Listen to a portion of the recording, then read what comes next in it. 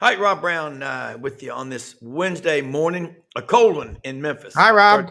About 35 degrees, and I see you over there on the left. I'm tell you what, it flips around a little bit. But Brenden, we got a Keep you on your toes. lot to talk about today, and I love that link that you sent us this morning. Thank you so much. It's a lot of trending stories in the SEC from Associated Press. Real journalism, I would hope. But talking about Tennessee with their situation.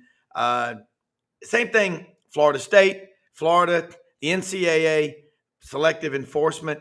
Vince Ferrara is going to join us, as well as Dudley Dawson of hogville.net. Vince, the sports animal up in Knoxville. So we will be covering a lot of and I don't think there's too much to really debate about what's going on with Tennessee. But this fact, the chancellor, Dondi Plowman, has come out swinging, which is the way you got to do. The NCAA, if you wait for the other shoe to drop, it'll fall.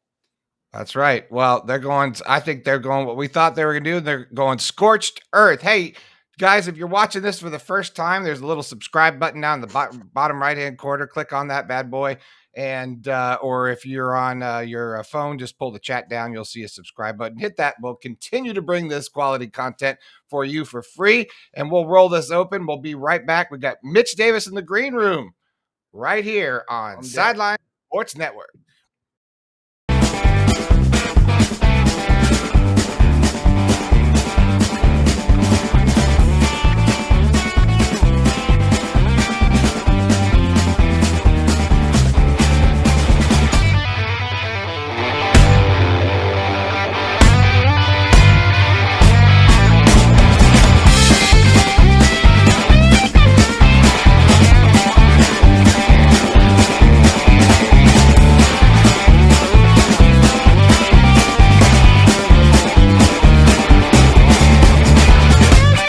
Sidelines with Rob Browne. Talk sporty to me.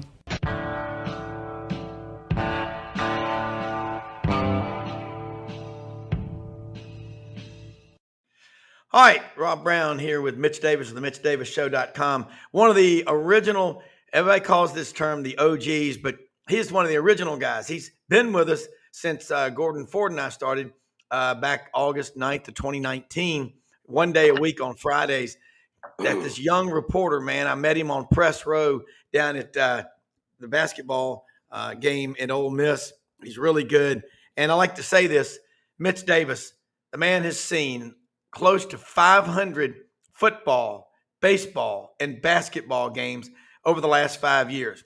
If he hits 505, we're going to have to buy him a bottle of Pappy Van Winkle or something like that to celebrate.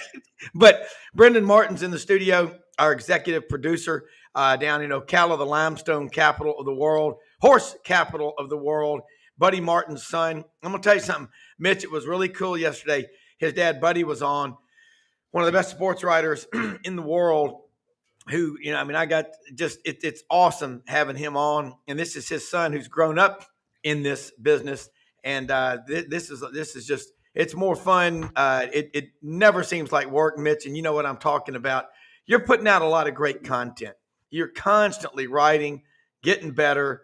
Iron sharpens iron. SEC basketball. Look at that. South Carolina in a week has beaten the top two teams in the SEC. Kentucky, they go on the road and win at Thompson Bowling Arena. And they're not even ranked. And then you've got an Auburn team that was ranked 8th in the country that has lost 2 road games in a row. How out of touch with what's going on are a lot of the ranking or the pollsters? Rob, thank you so much for having me on, and I really appreciate it. Appreciate the kind words. And if you hear a dog barking, little Willow Grace is getting big. We take her for her, I think 12, 13-week checkup, her final shots, and get all that. So she is rambunctious. I tried to give her a couple ice cubes to calm her down this morning. So we'll see what happens. But Rob, what a night last night in Oxford, Mississippi. It was a fantastic environment. Sold out, 10,000 fans, 10,063, largest crowd in the history of Ole Miss basketball. And really, truthfully, just a great kind of wake-up call to the rest of the country that says, hey, basketball in the SIP, man, we're kind of here to stay, and very proud night. And obviously, both Mississippi State and Ole Miss fought hard. It was a hell of a game. South Carolina at the big game, and I'm looking forward to getting up to Nashville in a month or so and going to the SEC tournament, covering that for the fans, and really just getting that opportunity to go up there and cover good basketball for the second year in a row. So really excited about that. And Rob, I'll drop a little news on your show this morning. I have joined the ranks of the College Baseball Central guys. Going to be doing my SEC baseball podcast on their kind of channel, and they're kind of now becoming the next like kind of D1 baseball perfect game type deal. They've got a network of over 25, 30 podcasts covering college baseball like you guys have never seen. And they approached me about a month ago and said, hey, can you put the Hit at the Hoover podcast on here? We'll offer you some stuff, and great opportunity. So very excited about joining those guys at College Baseball Central. So would highly encourage everybody to, if you love SEC baseball, go check them out. I'm going to be on Twitter promoting a lot of the stuff I'm going to be doing, covering the SEC baseball. So it's going to be a really fun spring for me as well. What's the name of your podcast again? So it's I got two podcasts. Hit It to Hoover is on YouTube, and then you've also got the Mitch Davis Show podcast on SoundCloud. So on the Mitch Davis Show this week, we're going to have Coach Matt Reiser from the University of Memphis baseball program. He joined me on Sunday. We talked Memphis baseball, kind of putting that together, kind of putting the article together, previewing Memphis baseball. And then on Friday, going to be joined on the Hit It's Hoover SEC baseball podcast. That's going to be over on College Baseball Central by Nick Mingione, the head coach at Kentucky. The Wildcats had a hell of a season last year, Super Regionals, went all the way down to Baton Rouge, and really just had a magical ride last year. So very excited to talk about Kentucky baseball. Excited to talk to Jay Johnson, Tony Vitello, Mike Bianco. Going to have some heavy hitters coming on the Hit It to Hoover podcast with Jake Nichols and I here in the next couple of weeks. Look, SEC baseball, I love it. We're lucky we have Coach Butch Thompson on here with us a lot during the season, but you are really a baseball junkie. I know you do a lot with it. Mitch, going back to that game last night at the Pavilion, Ole Miss is now 18-3. Look, Yancey Porter, Rebel Yell Hotline, said it last year before it happened. He said, don't be surprised if Ole Miss doesn't go after Chris Beard, who was out at the time at Texas. He's one of those guys, I know a good coach when I see it, and I believe y'all do too. They show fight from the beginning. If a dog will bite, he'll do it when he's a puppy. That's just how it works. This guy can win anywhere. Now, Andy Kennedy averaged about 21 wins a season over his 12 years at Oxford. And now they got the Pavilion. They've got a big Grove NIL collective. And they brought in Wes Flanagan, who was a Little Rock guy, played at Auburn. Then he coached with Chris Beard briefly. And now Alan Flanagan's averaging about 16 points a game. He's an Auburn man and graduated and said, I'll go with my dad for this last year. But they're 18-3, not getting a whole lot of attention. And I like what David Arnoff says here on the show, one of the comments. Go back to the Coach Paris there at South Carolina. They're getting so little respect. Again, how are you going to handle success? But Mitch, SEC basketball, this may be the best we've seen the league top to bottom in how long? A long time. Rob, to that point, I was sitting there thinking about this on presser, and you always got to put out content, always got to talk about content. But last night, as I was driving home, I was kind of formulating, okay, what does SEC basketball mean to me personally? Because Rob, my story, and I'm sure a lot of people do. I was raised in a split household. Half my family was Memphis Tigers fans, and half my family was Kentucky fans. And then, of course, I married in Mississippi State. And I started growing up, going to the SEC tournament. When I was 10 years old, my dad would take us out of school. I know that's a foreign term to kids nowadays, but my dad would take us out of school for that week of the SEC tournament. And we would go and watch the Wildcats play, and whether it be in Nashville, whether it be in, Atlanta or Tampa or wherever. And I can remember those SEC tournaments when it was just Kentucky, Florida, Tennessee, and then it was just basically everybody else, Yeah. And now the SEC, I mean, when you look at it, and Mississippi State is the 10th best team in the league right now, according to the standings. Your league is so dadgum good. I mean, the league Yeah. is top to bottom. We've got teams, even the team like Vanderbilt, I saw them play a couple weeks ago against Mississippi State. Vanderbilt has the potential there on the roster to make a run like they did last year, and make a run and maybe even winning the SEC tournament, sneaking into the NCAA tournament. I think the SEC just doesn't get the credit that it deserves in basketball because people are so tired of the quote unquote SEC bias in baseball, softball, women's basketball, football. I mean, we run every other sport. I mean, especially now adding OU and Texas. I mean, look what OU does in softball each and every year. I mean, they win that College World Series every single year. And people are tired of the SEC. And when I watch South Carolina and I compare them over to, let's say, give me a middle of the pack ACC team, NC State. I compare them to NC State, or I compare them to maybe Wake Forest or somebody like that. South Carolina's better. Ole Miss is better than a lot of these middle of the pack. I mean, Ole Miss beat Memphis. Ole Miss beat Memphis at home to start the season. This is a league that is so dadgum deep and so exciting. And just really, truthfully, when I watch SEC basketball, I beam with pride. I really do. I'm so proud of this league. I'm so proud of how far it has come. And you know, Rob, and I've said this on this show, I wish in the next round of realignment, because we're heading that way, we're heading to, you know, an 18 to 20 team league. I wish the SEC would pick up on maybe Memphis or maybe like a Clemson or somebody like that to add to this basketball repertoire, because this basketball that we have in this conference is stupid. And then sooner or later, you're going to have another program. Let's say it's going to be maybe Ole Miss or Mississippi State or Alabama or somebody like that breaks through and gets back to the Final Four. And it's not just Kentucky, Auburn. You know, maybe even Tennessee can crack through for the first time ever and get to the Final Four. Well, along what you're talking about with basketball, and I was talking about Auburn had lost 2 in a row by 4 at Tuscaloosa and 64-58 at the Hump Saturday against Mississippi State. But look at the top 10 in college basketball going into this week. It's different now, but UConn, the defending national champion, they lost 5 or 6 in a row last year and still won it all. And this year, they're 3-2 on the road. Kansas, as great as Kansas is, we're told every day, and they are. They're 1-3 on the road in the Big 12. And Houston plays Kansas for the first time as a Big 12 member this week. Top leagues in the country. I ask this a lot. Big 12, SEC, Big East. You and I both know in Memphis how big Tiger basketball is. They blew a 20-point lead against University of Central Florida a couple of weeks ago. That was horrible. Then they go on the road and lose at Tulane.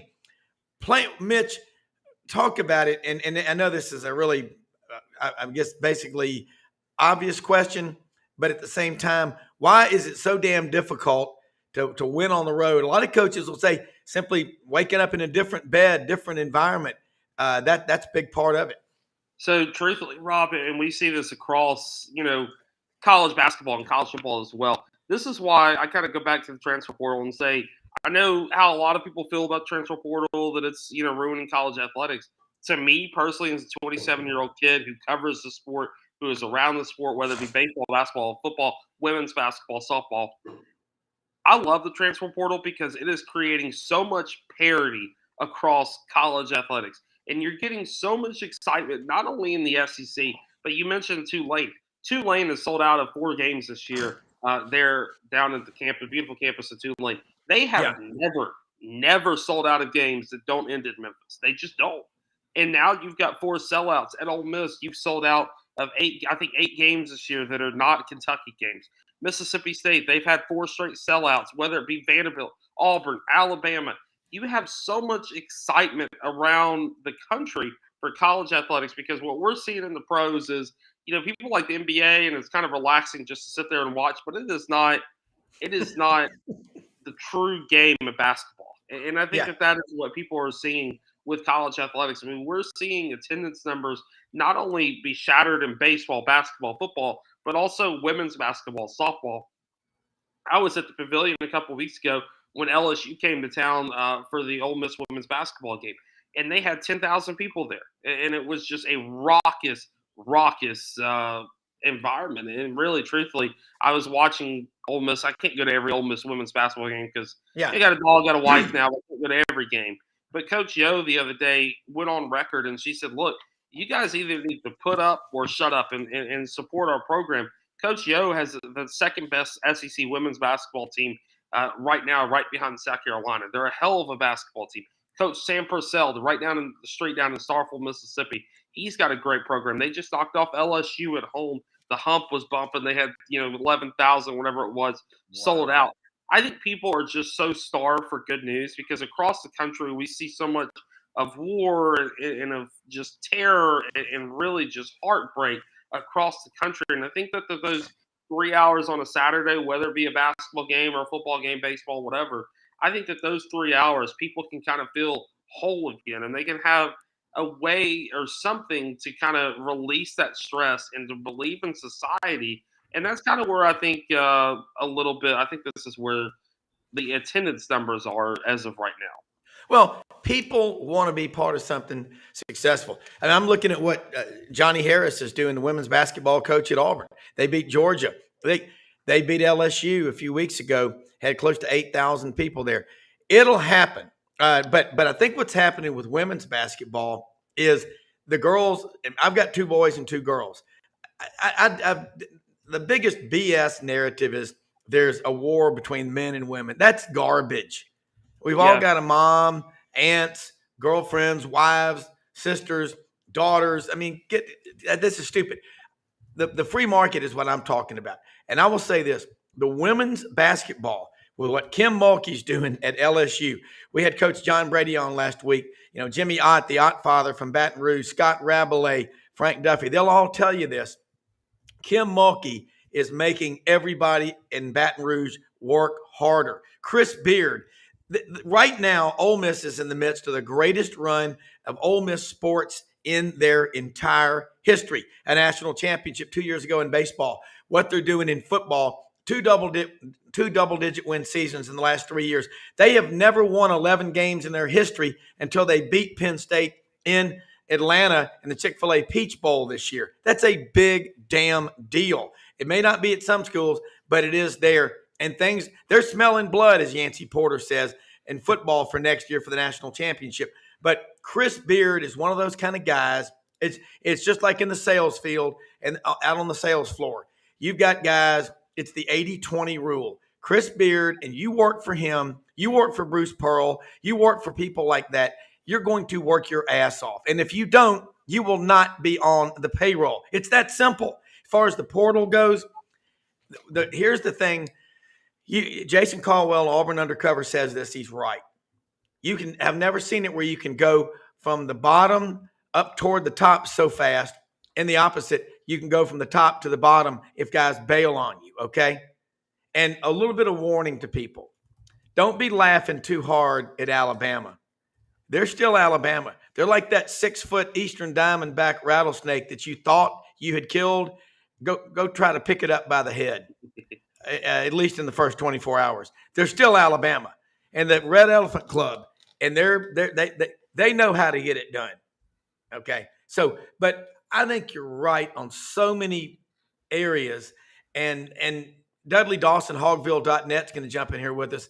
You look at a program like Arkansas, who he covers, Hogville.net. You got to get him on your show. Dudley's a lifelong Dallas Cowboys fan, Cardinals fan, and Boston Celtics fan. Been writing for 35 years, covering Arkansas. But around the SEC, everywhere you go, Mitch, I don't know if you've met Dudley Dawson before, Hogville.net. Everywhere you go, you've got fans. Like, what scares me about Arkansas is they've got tons of money. And Mississippi State, look, where do you go in the SEC to hide? There's nowhere to go hide. But what we're seeing in basketball, I think the women, if we don't watch it, the women are going to steal a generation of fans because the girls stay 4 years. Kim Mulkey, they go out and thank the fans and sign posters. Somebody said, one of our guests last week said, it's almost the Taylor Swift effect. And sorry, I couldn't name you any of her songs.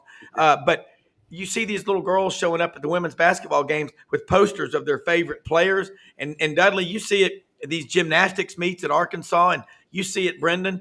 But these are some great things happening. Look, all this negative stuff, put that aside. Find what works and run with it. You know, Rob, I was at that Ole Miss LSU game, and I wrote an article about this. I walked around the court like I do at every game. Kirk Herbstreit told me when I interviewed him, take a picture before every game you go to and walk around the court or the field that you're at, just to kind of take in that environment. He gave me that advice about 7 years ago when I had him on the podcast. I do that every game.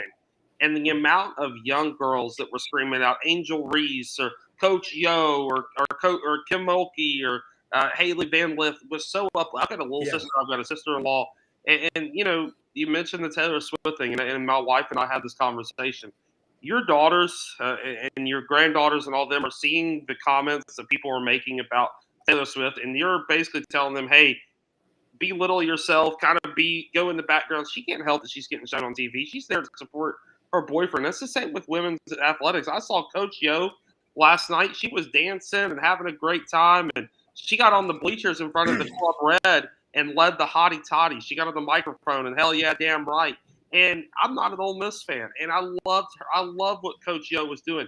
Guess who wasn't at the game? Lane Kiffin. Lane Kiffin was nowhere to be found. He was out. Yeah. I know he was in Oxford because he's been posting pictures in Oxford, but he wasn't at the game. Coach Yo was. She was on the front row, sitting 5 seats down from Morgan Freeman.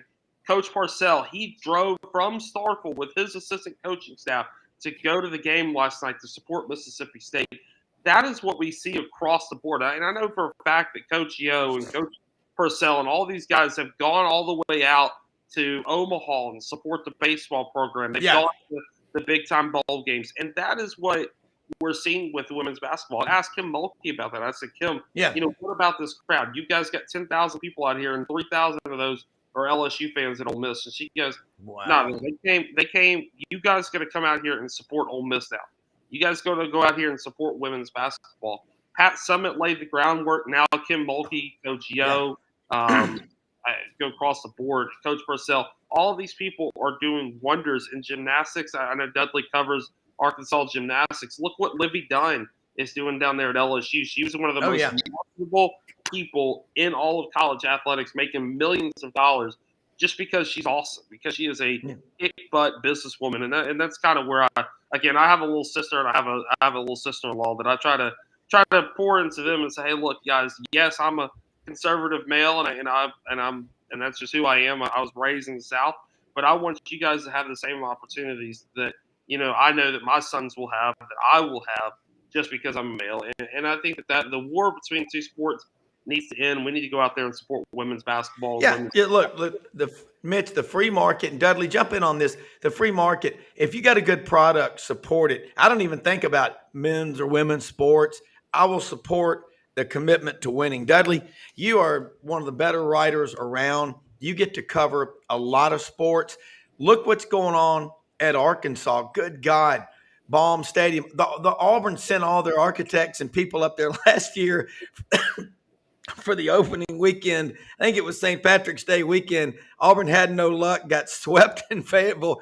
But Arkansas hosted, all of the Auburn people to look at your facilities on how to make it better. That's pretty cool. This league even does that. But talk about the big picture. Love the background, by the way. Well, this is a live picture of my backyard right now. Okay. But talk about the Fayetteville effect. Been able to keep the trees colors and all that through this weather. But, I love it. No, I'm enjoying this conversation. I'm very fortunate in working with hogville.net that our boss, Lanny Beavers, lets me cover a lot of what I want to. And what I want to cover a lot of, as Mitch was missing, is gymnastics, softball, soccer, those type of things. I'm a girl dad as well, two daughters, 2 sons. So, appointment TV viewing for me right now is watching Caitlin Clark. I can miss a SEC men's game, but I'm not going to miss one of hers. And my wife, who's a big sports fan, has joined in on, and she's amazing. Angel Reese, and LSU last South Carolina. I love to watch South Carolina. So I'm not bullish on just one side of this thing here. I do think that it's interesting that here at the University of Arkansas. The women's teams are flourishing right now. Baseball about to get ready to go. I think there are only 3 teams that are in the top 10 in the preseason polls of baseball and softball in the college right now. And Arkansas is one of those. Those happen to be 2 of my main things. So I'm excited about covering those. But it's I do think that there is a sports market, women's sports market that is burgeoning, and that I can tell by the interest in the stories I'm covering and the I hate using these words, but the views and the clicks that they're getting. I'd like to call it just reading. The amount of number of people reading tells me that what I'm doing is popular, or at least being read. Some of that's not. And some of those stories in football and basketball right now maybe aren't getting read, on the men's side.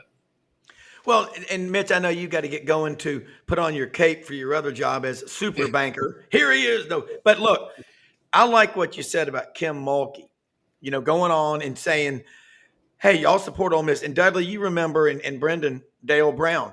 I remember when I was in college, LSU was playing at Auburn, and it was like a Friday night game. And it was a weekend where LSU was at Auburn, and then they played at North Carolina, I think, on a Sunday. After Auburn won the game, Dale Browne went in the Auburn locker room and said, hey, congratulations, y'all got a hell of a team. I mean, that's good sportsmanship. Obviously, you're myopically focused on your success, but you can also make everybody around you better. Mitch, look, the 500 games, Dudley, he's close to his 500th game in the last 5 years, football, baseball, or basketball. Somebody's got to do it, but man, love having you on here, and thank you so much for taking your time to share with us. Let everybody know how they can follow you and keep up with you, because you do great work and you're relentless. And I'll come on your podcast anytime. Rob, thank you so much, and it's good to see you, Brenden and Dudley. And Dudley, I hope to see you in Nashville. I don't know, with the Hogs doing the way they're doing, I don't know if you'll be there, but I really hope that you're in Nashville. I'd love to grab a beer with you and sit down with you and talk Cardinals baseball. But sounds good. Sounds good to me. Hey, it didn't have to be a sporting event. I can just come to Nashville. Yeah, I'm with you. I've been known to spend a few. Me and Morgan Wallen have been known to spend a few nights on Broadway. So. There you go. But Rob, thank you so much for having me on. Mitch Davis _8 on Twitter. Let's see here. I got so many podcasts, everything going on where College Baseball Central. I think it's collegebaseballcentral.com, and on YouTube will be where Hit It to Hoover is for the rest of the baseball season. So very excited about working with those guys. On SoundCloud is the Mitch Davis Show podcast. Looking forward to posting my interview with my Memphis Tiger head coach, Matt Reiser, talking about Tiger baseball. Very excited about the future and watching that from afar, watching Memphis baseball get to that next level. And of course, themitchdavisshow.com, SEC basketball, Mississippi State, Ole Miss, a lot of content there. Looking forward to seeing a lot of people at the SEC tournament. I'll be there from Wednesday through Sunday, covering the whole tournament, but with an emphasis on Mississippi State and Ole Miss. So it should be a lot of fun. Rob, thank you again. Look, find something to do with your free time. I'm kidding. Take care, all right? Guys. All right. You bet. Hey, what Chad House, ECS House Industries, is the 99,000 square foot warehouse in Cherry Valley, Arkansas, right in the heart of the Mississippi Delta, about 14 miles north of Wynn, between Wynn and Jonesboro, the borough. We're heading up there later today. And they make agricultural equipment for farmers in America and around the world. The Better Roller, the Pulverizer, the Better Chopper. They also make the aerators for the catfish farms. You love catfish? They make the aerators that make this possible. Chad House, this is a 75-plus-year-old business. You got to love a guy like this as an employer. He's just a good guy. Sigma Nu, graduated from Rhodes College, and is a serious hog fan. 2 days before Christmas, Audrey pulls me up again, and he said, this is my favorite time of the year. I get to write bonus checks to my employees who make all this possible. I love them. I've got great people working for me, and I'm around him. I know Chad. Anytime you talk to people that work for him, with him, they love him. They got a great family. ECS House Industries. Check them out on our website. Proud to have them as the sponsor of the Razorback Report with Dudley Dawson of hogville.net. Dudley, again, thanks for taking time to join us. And Brenden, Dudley's serious Cowboys, Celtics, Cardinals fan. And, Dudley's dad, Buddy Martin, is serious Rays Let's go fan. through that again. Cowboys, Cardinals, and what else? Celtics. Grew up in Balch, Arkansas, which is a suburb of Newport in the 60s. And we basically got 3 channels back then. When I say that, my kids are horrified. We were all excited when PBS came along and gave us four channels. But I got the Celtics games, was the only NBA games. They came on Sunday. Got the Cowboys games and Cardinals radio station. So those became my 3 teams. It makes no geographic sense whatsoever. I do like the fact, although I've been on board from the start, I do like the fact that they've all had winning seasons over my 60 years and championships. Been a little dry here lately, but that's okay. I'm not one of these guys who jumps off the ship and becomes a Golden State fan or becomes a Houston. No, Texas you're hardcore. You're hardcore. He is hardcore. Hey, listen, and by the way, I grew up in Colorado. We had Superstation, WGTS or whatever it was, but that's we didn't have baseball, so we watched Cubs. Gotcha. We didn't have the Rockies then. We watched Cubs, and that's why I grew up on Harry Carey. Mm-hmm. So I get that. Yeah. Well, Dudley, hey, Brenden, you're right. And Dudley, when we were kids coming up, you had WGN Chicago, Harry Carey and Steve Stone. And then you had WTBS out of Atlanta with Pete Van Wieren, Ernie Johnson, and Chuck. I'm going to tell you what, this is cool. Chuck Oliver, my friend, has the Southeastern Sports Network, Chuck Oliver show, Southern Sports Today. And it's an awesome show. And he said last year that when the Braves were playing at Houston for something, he said, these are the Braves kids, like, Jerry's kids. They're called the Braves kids. They've grown up, all these kids around the country in different cities that didn't have a team that might now have a team, but there's tons of Braves fans and Cubs fans around the country. Man, we were lucky to get to grow up in that time. Everybody remembers the great shout outs that Harry Carey would give, want to say hello to all the shut-ins and the nerds. I had him with the Cardinals. I had him and Jack Buck with the Cardinals, when I first started listening to baseball. So, I've always been a fan of listening to games on the radio. Yeah. And it's cool. TV's cool, but radio's where you get description. I met him once. Yeah, I mean, Harry Carey and Jack Buck on the same broadcast, and then Mike Shannon. But you're right. Dudley, have you thought about? I mean, right now, let's talk some Arkansas, because there's a lot going on there. You've got the signing date coming up a week from today. What is Arkansas going to add? Because now Bobby Petrino's been there, and I'm sure they've gone out and looked at some guys. But also, you got the portal, so there's 2 recruiting classes that you're putting together. Yeah, and I think that Arkansas would like to thank some of the coaches for being fired or moving to another spot or retiring, because there's, that 30-day space where you now can continue to recruit in the portal. They still have, I think, 7 scholarships. They feel good about what they've brought into the program, but it's not enough yet. You're going to have to finish it off with another offensive lineman, defensive lineman, some more people in the back. It's a constant thing with the portal now. Here's another thing that's going to happen. As soon as spring practice is over at schools, and we've seen it happen in the past 2 seasons, another batch of guys are going to jump into the portal and transfer.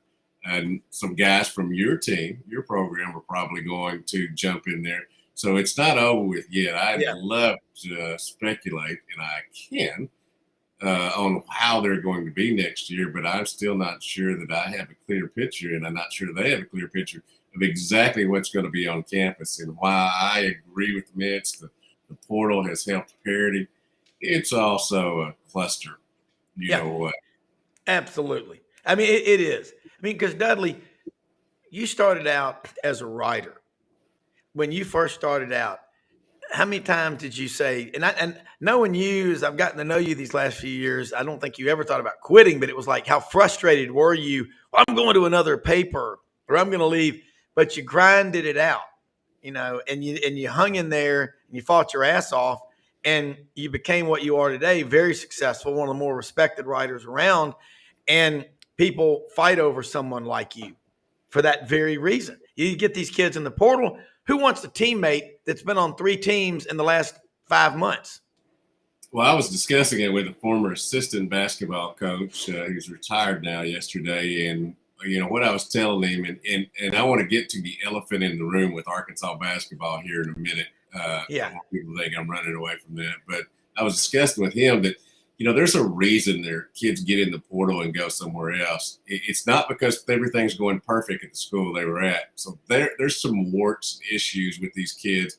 Even though you welcome them to your team, some of them you welcome to go away, there's a reason everything wasn't going perfect down there. And I think we're seeing some of that here with the Arkansas basketball team this year and some with the football team. So, Yeah. I think we've seen it up close in the program that I mainly cover.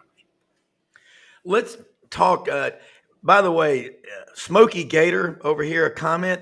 Bob Uecker still does Milwaukee Brewers radio. I didn't know he was still living. Yeah, he's 90, and I listen to Milwaukee Brewers games on the radio simply to listen to him and some of their TV games as well. But yeah, he's still great at what he does. Man, he might have missed a step or two, but it's still, as I said, love the radio version. Well, there's nothing better. Vince Scully broadcast until his 90s. Why not? Look, got one trip to the plate, make it count. You'll catch up on your sleep when you're dead.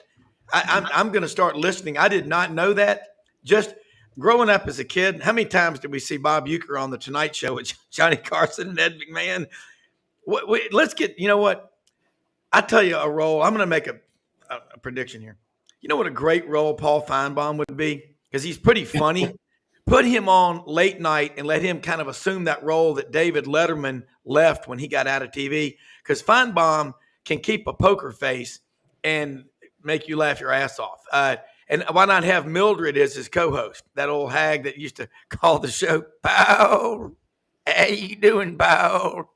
Well, but anyway, Dudley, what is going on with Arkansas basketball? Because Vince Ferrara is going to join us in just a minute from the Sports Animal up in Knoxville. We're going to talk about what's going on with Tennessee. And please stay on with us. I love having you on here together with the guests because we are all learning a lot.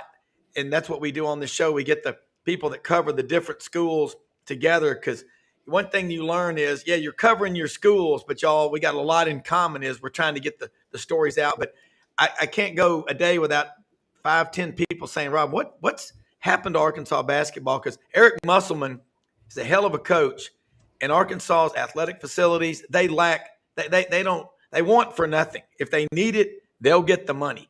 I'm just looking at it from the outside, but you know better from the inside. Yeah, here's what I want to say. The Arkansas is now 10-10 overall, 1-6 in conference play at Missouri tonight. Missouri obviously has had a tough year. Missouri, Arkansas, and Vanderbilt are the bottom three, and I think that's valid the way they've played. You are what your record says you are. But this has been, and I've been covering or been inside this program for 40 years, and these last 3 or 4 days, have been one of the most idiotic situations I've ever seen in my life over the course of the time. I love social media sometimes. I also hate it. It's the bane of my existence. Yeah. Devo Davis, who has been an unbelievable player and done so many things for this university over the course of his time, has hit some big shots, has played hard and all that.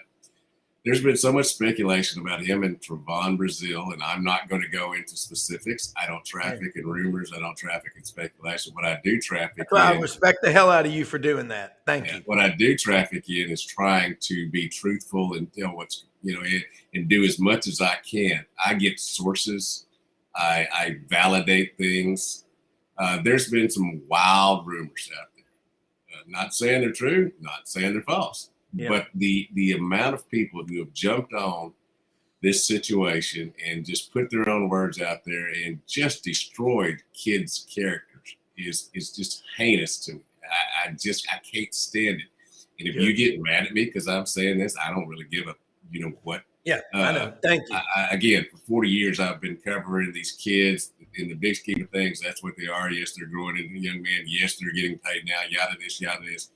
But there are great fans out there. There are also just a bunch of idiots who hang out on social media. And this last 3 or 4 days has been just horrible in terms of, and you're hurting the Arkansas program by doing this. Don't think that you're. I mean, it's cool to be negative and all that now, but I'm embarrassed. I just don't understand it because my mom and dad didn't raise me that way. I don't care if new toys come along with social media, but I've had enough of it. Had enough of it, and if you don't like me saying this, well, screw you. I mean, I've had enough.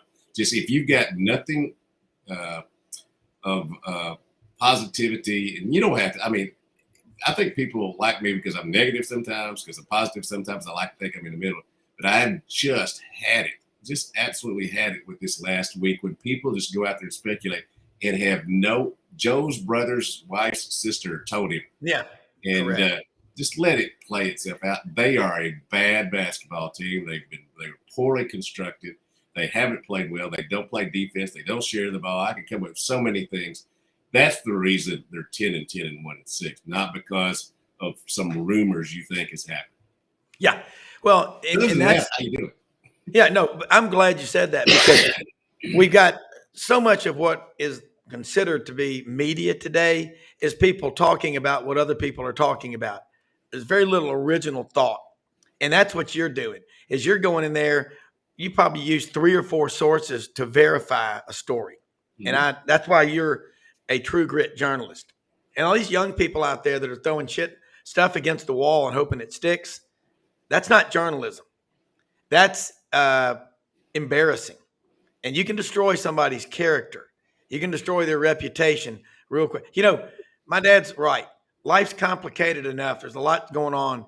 He goes, but just try to follow the 10 commandments, do your best, and the golden rule. Treat people like you'd like to be treated yourself.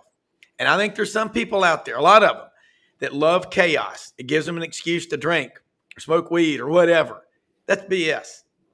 That's nonsense. And they like the chaos and the negativity because it gives them power because their own life is such a miserable failure. So they take it out on other people. Great, great, great comments. Dudley Dawson, hogville.net, with the most beautiful backyard in America. I love it. Vince Ferrara, the sports animal in Knoxville, is on with us right now. And Vince, we're having a cool discussion about a lot of things in the SEC. And as always, thank you so much for taking time to join us this morning as you broadcast live from your condo in Palm Springs, California. It looks like I am not in my mom's backyard, which I have been before to come on your show. I love it, but Mama Ferraras. Vince, Tennessee right now, my wife and, of course, cousin Mark was over here with us, who's got the biggest tailgate in Knoxville. We took him to the airport yesterday to head back to Knoxville. He's been down here with us talking about this. What's going on with the NCAA? I love Chancellor Dondi Plowman. She has come out swinging, which is the only way to deal with the NCAA. And then last night, South Carolina, just the SEC is scary good. But let's get what's going on up on the hill in Knoxville. Yeah, the big thing, obviously, we'll get to hoops in a minute, but you're asking about the NCAA, the report of an NCAA investigation that Sports Illustrated first had, and New York Times kind of jumped in and clarified.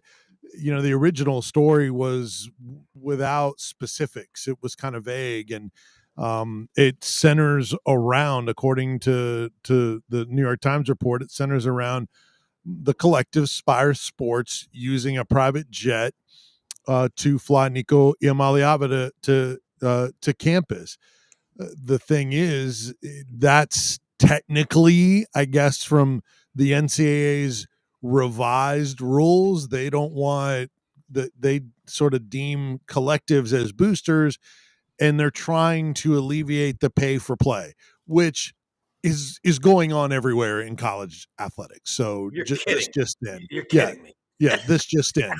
So they now apparently are trying to retroactively, they've said they were going to try to do this, retroactively try to penalize programs for using collectives to try to steer players towards their campus. You mentioned Dondi Plowman. The chancellor came out with a strong statement in talking about the chaotic environment of the NCAA, their enforcement, and they seeked out guidance. They tried to meet with Charlie Baker, the head of the NCAA, in December, and they weren't able to do so. Everything is vague, and even she pointed out how, besides it being really flawed in their punishment, said that some of the allegations are factually untrue. And Spire Sports also had a statement. And by the way, she said she tried to meet with Charlie Baker, didn't happen, and so they were trying to be proactive there and getting some guidance into how they're viewing the NIL landscape. Because Spire Sports is one of the biggest ones and sort of created at Tennessee or here locally with Tennessee, but not exclusively to Tennessee. So Spire Sports came out with a statement as well saying, hey, look, Nico's NIL deal was for him as a college athlete, not towards one university. And also, we abided by the laws of the state of California. That's another thing that's very complicated here, is the state laws, which allow you to be able to use NIL in a lot of different ways. So because there's really not anything concrete for the NCAA, and they've had no teeth for so long, it's interesting that something like this would come out and they would maybe target Tennessee to try to send a message and use them as an example for what they don't want NIL to be, which they're not wrong in that, but they didn't do anything on the front end to prevent that in the first place. And then also Tennessee was, according to the NCAA, they set the bar for compliance during the allegations of the Jeremy Pruitt era during their last investigation. So, which is not that far removed from being settled. So she's like, how are you going from claiming that we are the bar in compliance, which we were, to trying to use us an example towards lack of institutional control? Now, they haven't gotten a notice of allegations yet, so who knows if this is a report that won't go anywhere, or even have any teeth to be able to go anywhere in the end. But it definitely, for those that don't like Tennessee or are looking for NIL to blow up, Tennessee's going to be attached to this until we get clarity or more details on the situation and what the NCAA can do, if anything. And I want to jump in here. I've never gone to law school. I've watched a lot of legal dramas, Perry Mason, anything I get my hands on. You stayed at the Holiday Inn last night? Yeah, but what I do know is when a lawyer stands up in court and goes, he killed a guy before, and the judge goes, okay, you're going to have to disregard that statement. This is what this seems to be like. Somebody leaked this story. They got it out there. Now Tennessee's been tarnished. I don't know enough about it to know, the details and all, but I do know that the judge just said, disregard that statement. You can't disregard the statement now. It was the big thing yesterday afternoon, and they have tarnished Tennessee, rightly or wrongly, and you can't disregard the statement after it's out there. Yeah, well, you can't. But words are like bullets. You can't take them back. Yeah, and what I think is interesting about this case is that what happens here, I think it's going to, dictate what happens at the Florida investigation. A lot of how Florida's going to react to the NCAA, and that I'm just really paraphrasing Franz Beard, who comes on here all the time, and he writes for my website GatorbaitMedia.com. But it's I feel like that how Tennessee, or France feels like how Tennessee reacts here, or it's going to be like how a lot of other schools are going to follow suit in a way. So are they going to go scorched earth here or not is the question, because we keep waiting for the one school to be like, you know what, I'm done with you. Like, what are you going to do? Because it's completely unfounded. A lot of this stuff, it's like impossible to really police any of it. It's like, I mean, you could investigate every school in the beginning and you're going to find some sort of violation. Well, it's what NIL is being used for. It wasn't the intent. The intent was to reward guys that have put in so much work and earned their name, image, and likeness and their specific brand and generating revenue for the universities. That's what it was supposed to be about, but it clearly has become pay for play. And everybody is participating in it in different form or fashion. But then there's the state rules as well. So I don't see an avenue for the NCAA to come down. I know Florida State had a maybe they were the first that was targeted. Yeah. Theirs might have been a little bit different because there was some specifics on an assistant coach that was punished, and they came to an agreement. They negotiated out. I don't think Tennessee has taken that approach of, hey, let's negotiate on a settlement on this. Considering how cooperative they were, I don't think Tennessee is going to take that stance, and they don't feel they did anything wrong anyway in how the NCAA had this laid out or didn't have it laid out in the first place. And it's a multi-sport thing, right? It's not just football. It's throughout. According to one report, it was New York Times, I think, is the one that said that, hey, this could involve multiple sports. But there weren't, other than that flight, the private jet flight, really weren't any more specifics on it. So we'll see where it goes and how it develops, because there's still plenty of questions in this. So it was that and hoops. It's been a rough 24 hours. There was not much going on this morning. Yeah, I don't know that it was so much this game last night with South Carolina, Tennessee. Tennessee's still a Final Four contender. That said so much to me about South Carolina than it did about Tennessee. I mean, they're for real. Yeah, they're really good. And you look at, at Ole Miss. Where there are so many good teams in this league. Ole Miss, I think a lot of people were thinking, well, they start off 13-0, 15-0.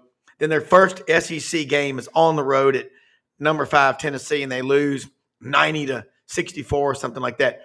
Who wins on the road in the SEC more than out of 9 games? If you win 5 or 6 of those, you're going to be the league champion as long as you can hold serve on your home court.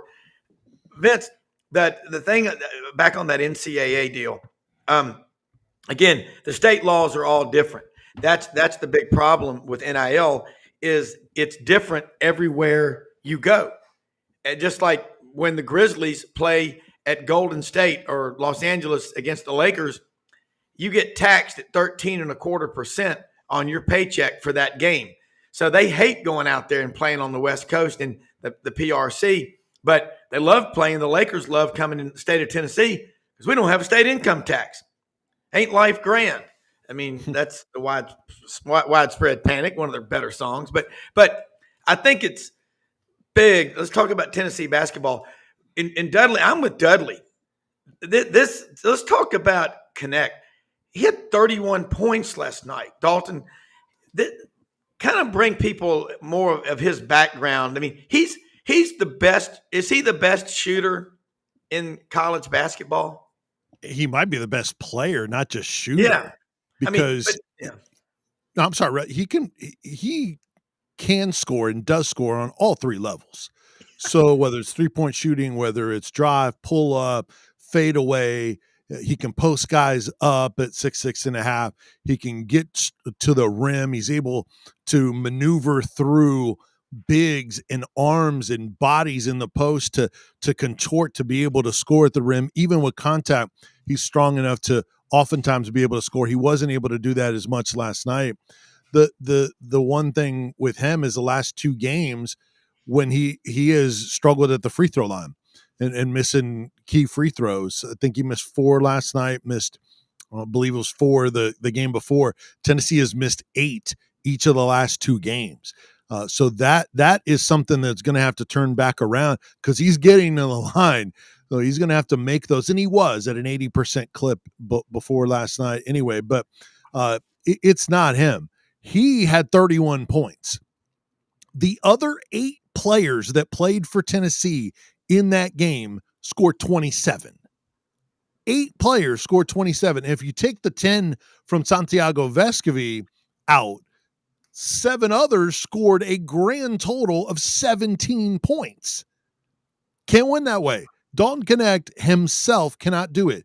And I think I might have mentioned this to you guys last week. That was one of the questions about this Tennessee team is, for those that had a little bit of questions still long term, is will they get enough from everybody else besides Connect? They can't just be one guy because players are still trying to figure out how to play with him. Well, now they're starting to just defer to him and look to him. Rick Barnes is like, well, we have unselfish guys that won't be an issue.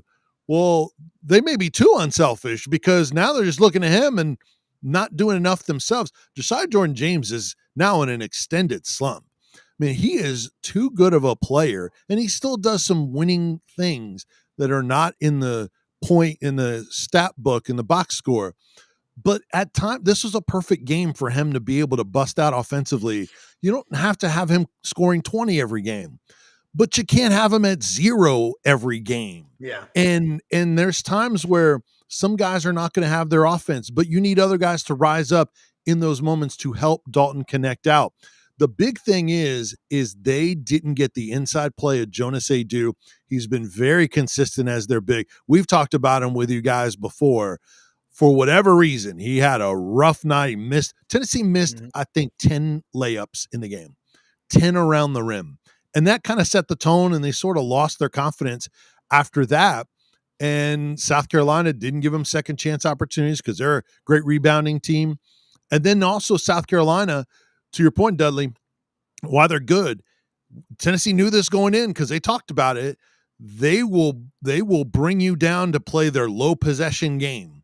And so that put extra pressure on Tennessee. Okay, we're missing layups. Our shots aren't falling. We're not getting the ball as much to have more opportunities. Now you start to tighten up even more. And with South Carolina playing smart and tough, that put extra pressure on Tennessee in that game, and just not enough guys. Another guy that they've been able to rely on is Zakai Ziegler. Tops in the league in assists, and he's one of the better perimeter defenders in the league and in the country. For whatever reason, he was off last night as well. So 2 reliable guys in Adu and Ziegler did not give him the consistent help for Connect, while those other guys were still trying to find their way. Just not enough from those other guys, and Rick Barnes just called the offense pathetic in that game. And when asked about Adu, somebody asked him, well, what'd you make of Adu's performance? He's like, I don't know. I wish I could tell you. I don't have an answer. So that was a little frustrating for him and concerning that they had that bottom out performance when we really hadn't seen that in a while. We've seen them be fairly consistent. Dudley, I like you mentioned it about South Carolina. They are for real. What Vince said about players, learning to play with him and now deferring to him. You know, and that, as crazy as that sounds, you call it an embarrassment of riches or whatever, but you can become codependent on a great player. It can hurt you, can't it? Yeah, he had 31 points on a bad night. You know, and I think it's hard to shoot free throws with the team on your back. You know, that's probably why he's missed it. I mean, he's at a point right now where he feels like he almost has to score as much as humanly possible. And, you know, he's putting up some shots that are good. He's putting out some shots that went in earlier this year, I thought, that didn't go in last night. You know, and as Vince was saying, the missed layups, it's a consistent thing when you play South Carolina. And I don't know that it's their defense. I don't know if teams are playing tight or what it is, but Arkansas missed 12 layups and dunks. I think it was 3 or 4 dunks that, you know, was in that ball game as well. They are just a good team. They let the other team beat themselves, and they don't make mistakes that cause them. And they're very efficient.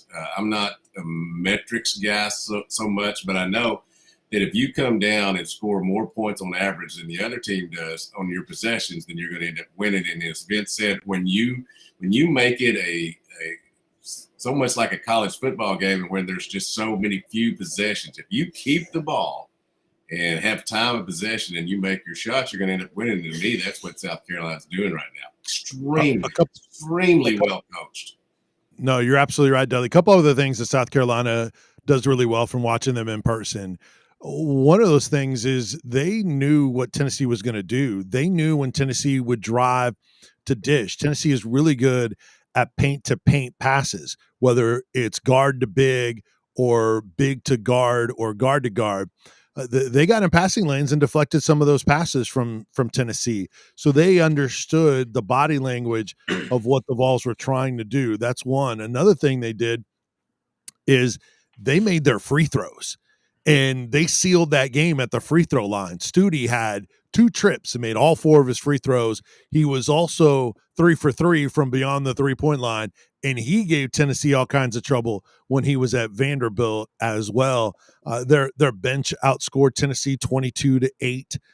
So that South Carolina team, another thing they do really good is they are constantly driving downhill, and they force you to collapse, kick out to shooters that are ready to shoot.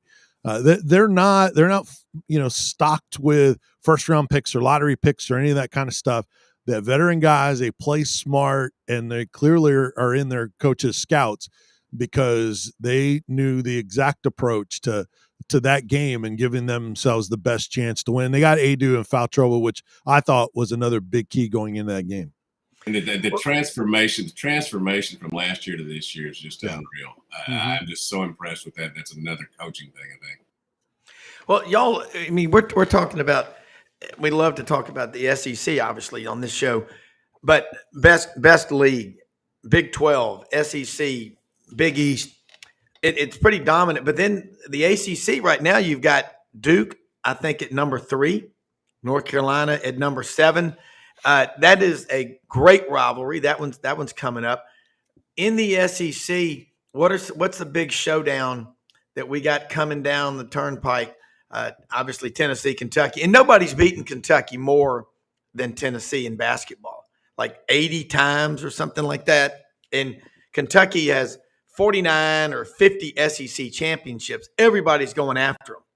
But looking at the league this year, do you base it on if Kentucky's good and you're beating Kentucky, it's a great league. If Kentucky's down, it's not a great year. I think what's happened is that people have gotten better across the board, top to bottom, and so Kentucky can't stand out as much. That's just how I see it. I mean, somebody answer that one. As great a talent as they have, they're not the only school that has players. I think the drop-off from Arkansas and Missouri has hurt the league. Arkansas should have been in the top 15, or at least that's where they're expected to be. Missouri had a great year last year, and I know they lost some guys to NBA and graduation, but I think if those two teams were playing the way they did last year, then I would be more comfortable in saying it's a fantastic league. It's still a really good league, but I think there's others that are ahead of it right now because it's always a top to bottom thing for me, not just what you have at the top. Well, it's an adjustment too. I'm sorry, Rod. No, he's right. Yeah, go ahead. No, I'm good. I just was agreeing with that. I think that's exactly it. You've got to have top to bottom. It's an adjustment both ways. South Carolina was preseason number 14, last in the SEC in the preseason rankings, and look what they're doing.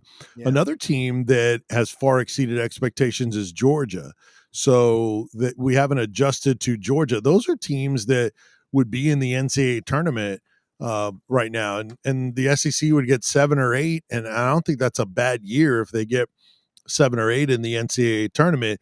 You're right, though. Nationally, the marquee is Kentucky. You're going to be perceived better if that's your flag bearer in the league. Now, if you have two high seeds in Tennessee and Kentucky, and both of those say are in the 1, 2, or 3 line, and you get a decent amount of teams in, I think the SEC will look just fine. But I think it's got to play out, because if some of these teams fade down the stretch and it looks just top heavy with a couple of teams, maybe Alabama or Auburn might be in there too, then the SEC's image is going to take a hit. Let me give you guys a couple quick stats on how hard it is to win on the road and what the trend is in college basketball with elite teams. The SEC Network put out the stat Saturday after Tennessee beat Vanderbilt.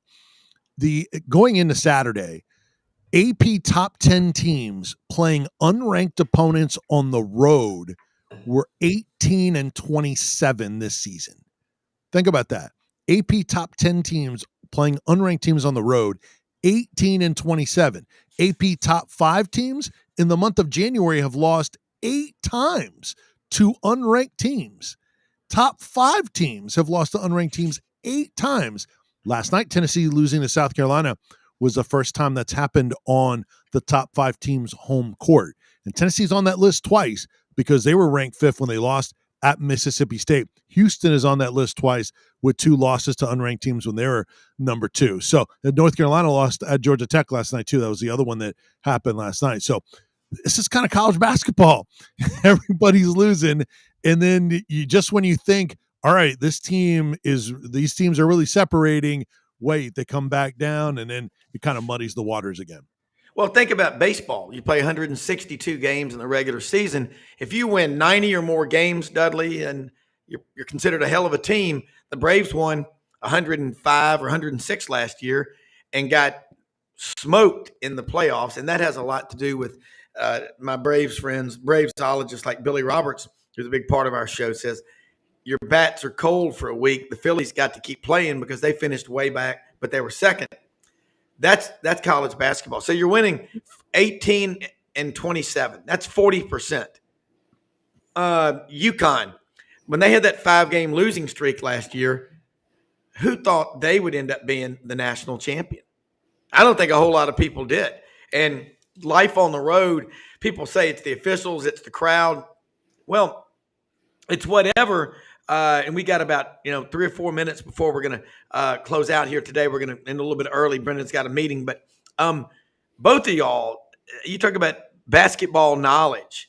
This is great stuff, and I think Dudley, the fact that Arkansas and Missouri are down this year, and Arkansas is one of the premier programs in the league.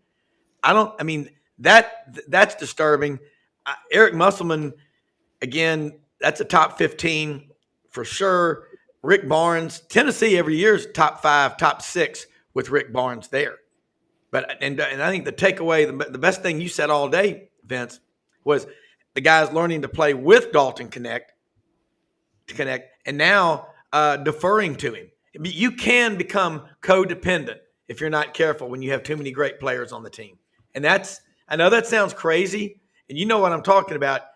That's why everybody needs to become independent and do their role and not wait on someone to make something happen. You got to make it happen yourself. Well, Michael Jordan and LeBron James are terrific players, but when they won championships, they won them not only because of themselves, but because they had complementary pieces around. Yeah. And that has to be the case in every sport and on every level, not just in the NBA. And Dalton Connect can still go off and get 25-plus point games, which he's done now 6 games in a row, which is insane. He might be the best player in college basketball, much less, in the league. But he'll still get his if other guys are able to be threats and able to score. It's just going to make it easier for him. And one last thing to further what you were talking about in the dependency, Rob.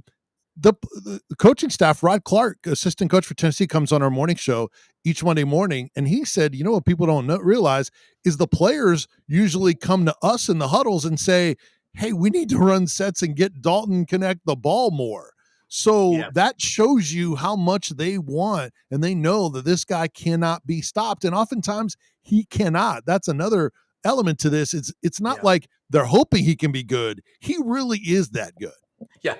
Yeah, and he's a player. He's a special player, and it watching him. He's going to draw people at home and on the road just because he's so good. Guys, we're going to wrap up now. Dudley, let people know how they can follow you, and appreciate you so much being on with us. And Vince, after that, you do the same, and we'll be back tomorrow after y'all do it. No problem. Glad to do it. Hogbill.net is our website. We were covering just about all 19 sports, I think, that Arkansas has. Enjoying doing that. And Fearless Friday is our high school site.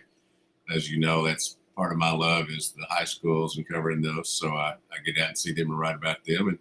And then Dead Sports is where you can find my Twitter stuff, or X, or whatever it's known as now, Icebox. I don't know. I don't.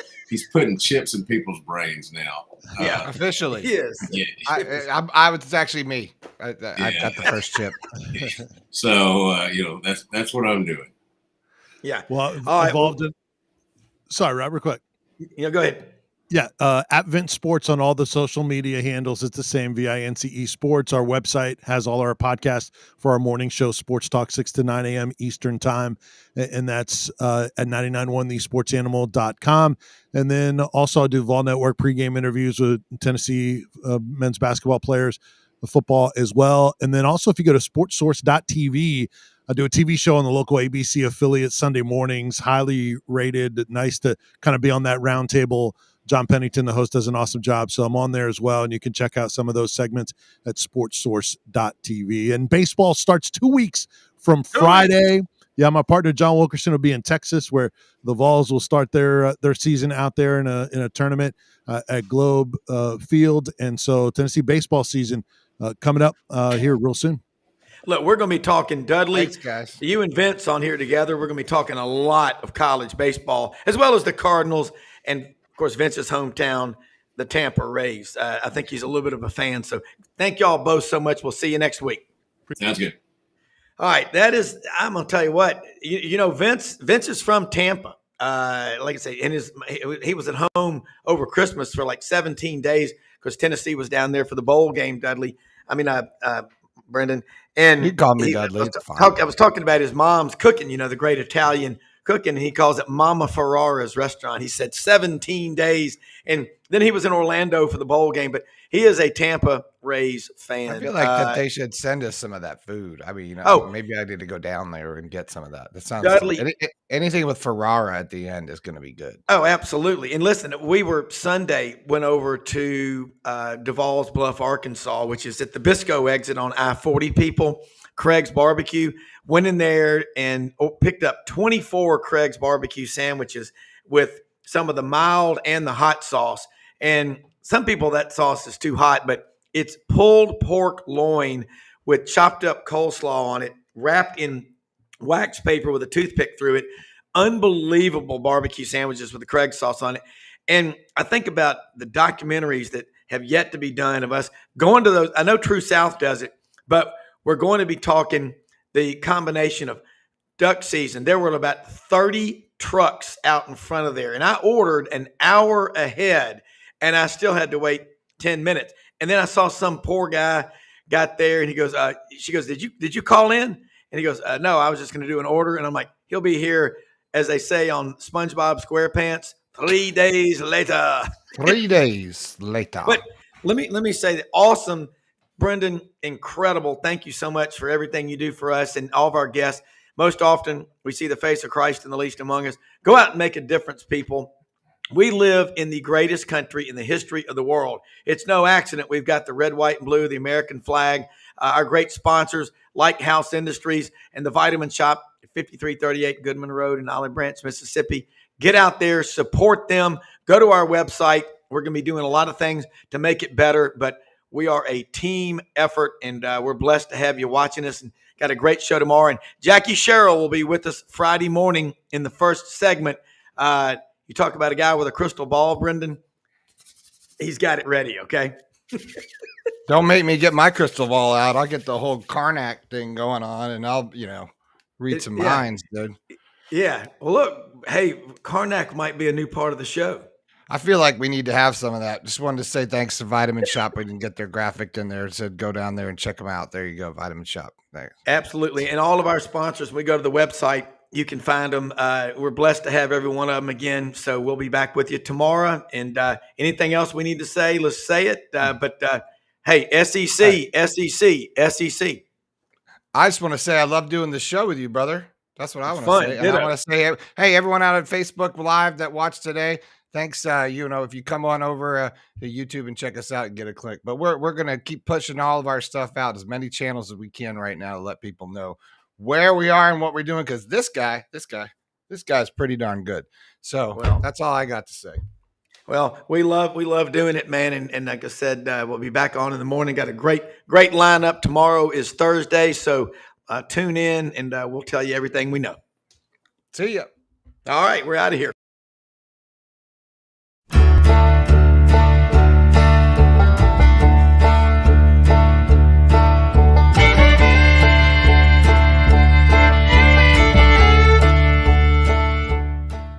In a perfect world, you'd set a health goal and results would happen overnight.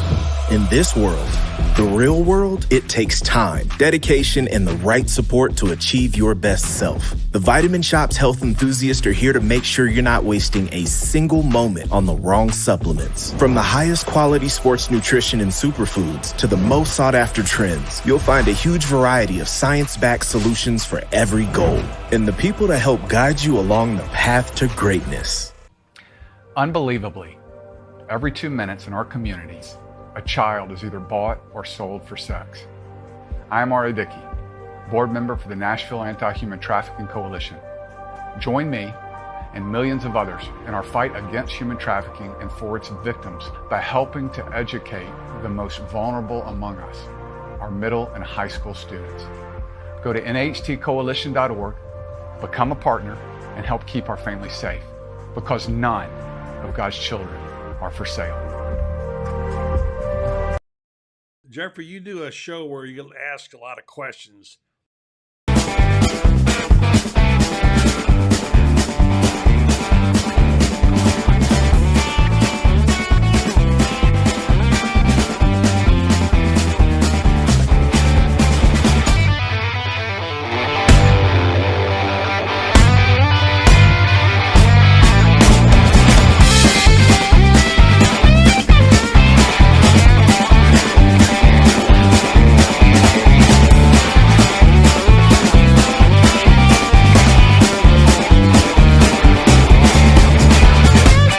Sidelines.